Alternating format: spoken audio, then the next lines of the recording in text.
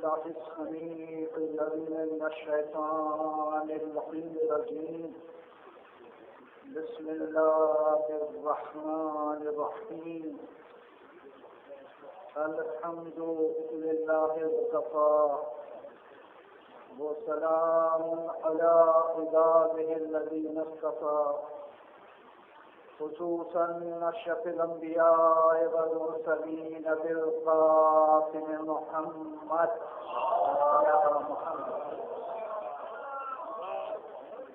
وأهل بيته الطيبين الطاهرين المعصومين المظلومين الذين أذهب الله عنهم الرجس وطهرهم تطهيرا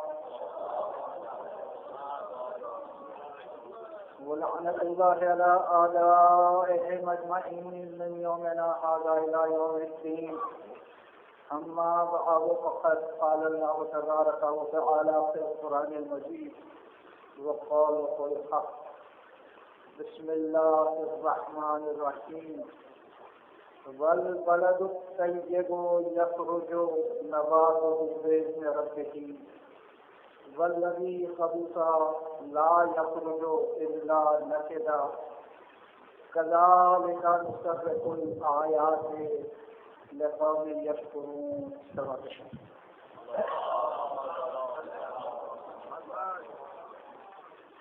قبل آغاز بیان بارگاہ الہی میں شکرانہ پیش کرتا ہوں اور شہزادی سے التجا ہے کہ شہزادی اس ذکر کو قبول کرے. آپ سوچ رہے ہوں گے کہ اللہ کا تو شکر ادا کیا جا رہا ہے، لیکن شہزادی کا شکر ادا کرنے کے بجائے التجا اور دعا کی جا رہی ہے. تو اس کا راز کیا ہے؟ پروردگار عالم نے ارشاد فرمایا لئن شکرتم لازیدنکم، اگر تم شکر کرو گے تو میں نعمتوں میں اضافہ کروں گا. لیکن ادھر میں دیکھتا ہوں کہ بیت الشرف ایسا گھرانہ ہے جہاں کی کنیز بھی ملائکہ سے کہتی ہے لا نرید منکم جزاء ولا شکورا، نہ ہمیں تم سے کوئی جزا چاہیے اور نہ ہی شکریہ چاہیے.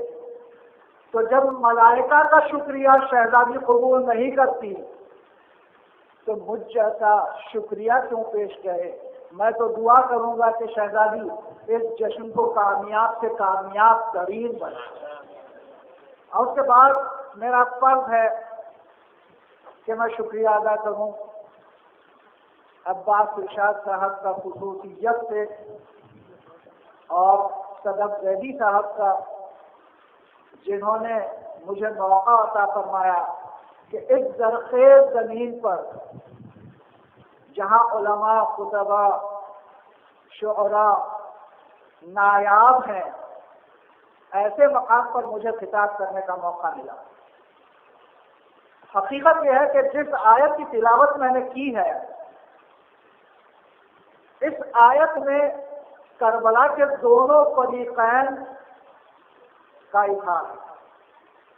ارشاد ہو رہا ہے والبلد الطیب یخرج نباتہ بإذن ربہ. جب پاک و پاکیزہ زمین ہوتی ہے وہ اذن رب سے بہترین سبزہ اگاتی ہے. والذی خبث لا یخرج الا نکدا، اور جو خبیث زمین ہوتی ہے وہاں سوائے نکدا کے، خراب فصل کے، سوہر کے اور کچھ نہیں اگتا. یہ عجیب آیت ہے جہاں پروردگار عالم ارشاد فرما رہا ہے کذالک نصرف الآیات لقوم یشکرون، اور ہم یہ آیتیں سب کرتے ہیں شکر کرنے والی قوم کے لیے. تو میں آپ کی خدمت میں عرض کروں کہ بلد الطیب طیب ہی کو پیدا کرتی. اب اگر زمین عصمت کی ہو، بیج امامت کا ہو، کرم الہی کی آبیاری ہو اور رحمت دو عالم کی ہوائیں چل رہی ہوں، تو وہاں جو پیدا ہوگا اس کا نام نامی، اس میں گرامی امام حسین علیہ السلام ہوگا صلوات اللہ۔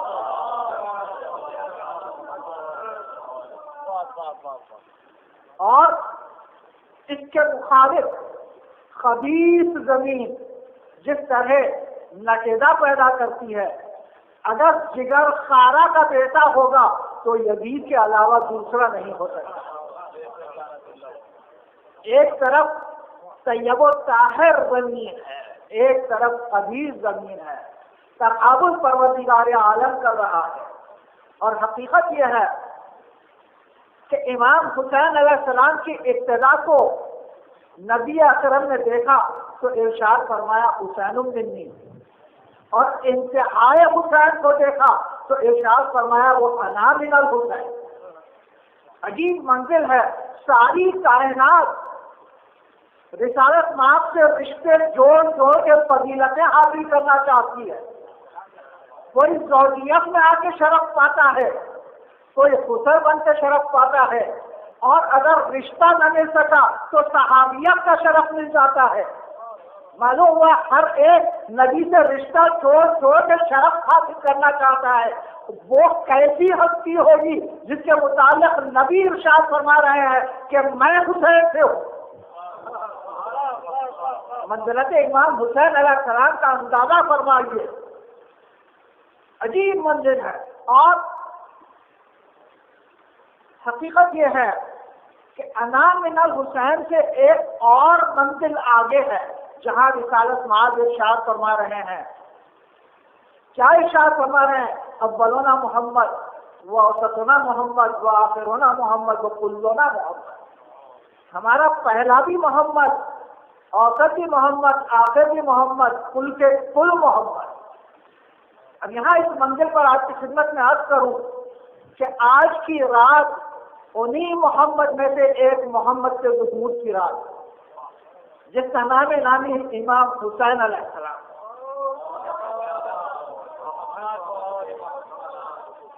اس منزل پر بعض لوگوں کے ذہن میں یہ آتا ہے کہ کیسے ممکن ہے کہ 14 ہستیاں ہوں اور ساری محمد، جبکہ ایک کا نام محمد ہے، ایک کا نام علی ہے، ایک کا نام حسن ہے، ایک کا نام حسین ہے، ایک کا نام علی ابن حسین ہے، ایک کا نام محمد ابن علی ہے۔ تمام 12 امام کا نام مختلف، سب کے القاب مختلف، سب کی صفتیں علیحدہ علیحدہ، لیکن سب محمد کیسے؟ تو اس بات آپ کی خدمت میں عرض کروں، اگر اہل بیت کو سمجھنا ہے تو قرآن سے سمجھیے، اس لیے کہ یہ ہے قرآن ناطق۔ قرآن ناطق کو سمجھنا ہے تو قرآن صامت سے سمجھیے، قرآن صامت کو سمجھنا ہے تو قرآن ناطق کی اداؤں سے سمجھیے۔ اب آپ کی خدمت میں عرض کروں کہ سب محمد کہتے ہیں۔ آپ نے قرآن پڑھنا شروع کیا، سورہ حمد پڑھا، میں نے پوچھا آپ نے کیا پڑھا؟ آپ نے ارشاد فرمایا میں نے قرآن پڑھا۔ آپ نے سورہ بقرہ پڑھا، میں نے پوچھا کیا پڑھا؟ آپ نے کہا قرآن پڑھا۔ سورہ آل عمران پڑھا، میں نے پوچھا کیا پڑھا؟ آپ نے کہا قرآن پڑھا۔ اور اس کے بعد سورہ نساء پڑھا، اسی طرح بڑھتے ہوئے سورہ ہود پڑھا، سورہ یونس پڑھا، سورہ ابراہیم پڑھا، اور سورہ مریم پڑھا، سورہ آل عمران پڑھا، سورہ کافرون پڑھا، منافقون پڑھا، مومنون پڑھا، سارے سورے پڑھتے گئے حتیٰ کہ 114 سورے آپ نے مکمل کرے۔ میں پوچھتا گیا، آپ ارشاد فرماتے گئے کہ میں قرآن پڑھ رہا تھا۔ میں آپ سے عرض کروں کہ اگر آپ سورہ ابراہیم پڑھ رہے تھے تو قرآن کیسے کہہ رہے ہیں؟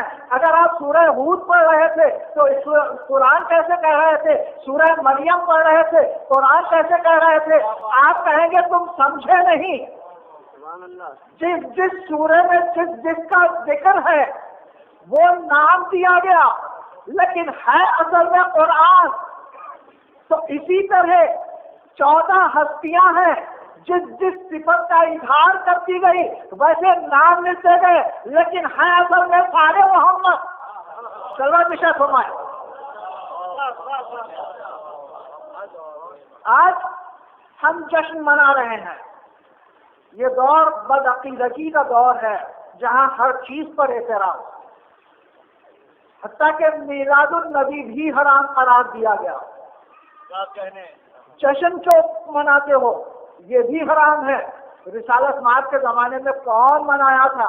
تو ایک بات عرض کروں کہ ہمارے جتنے عقیدے ہیں وہ مطابق قرآن ہے، قرآن سے ہٹ کے نہیں ہے۔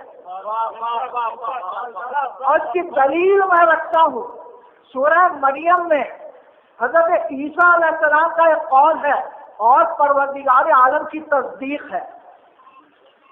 سورہ مریم 19واں سورہ اور اس کی 33ویں آیت، جس میں جناب عیسیٰ ارشاد فرما رہے ہیں وَالسَّلَامُ عَلَيَّ یوم ولدت و یوم اموت و یوم ابعث حیا۔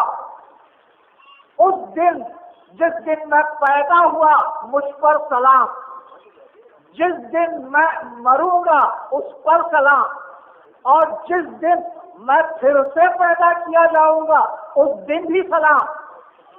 حضرت عیسیٰ کہہ رہے ہیں کہ یوم ولادت ان پر سلام، یوم وفات ان پر سلام، اور پھر دوبارہ ظاہر ہونے پر سلام۔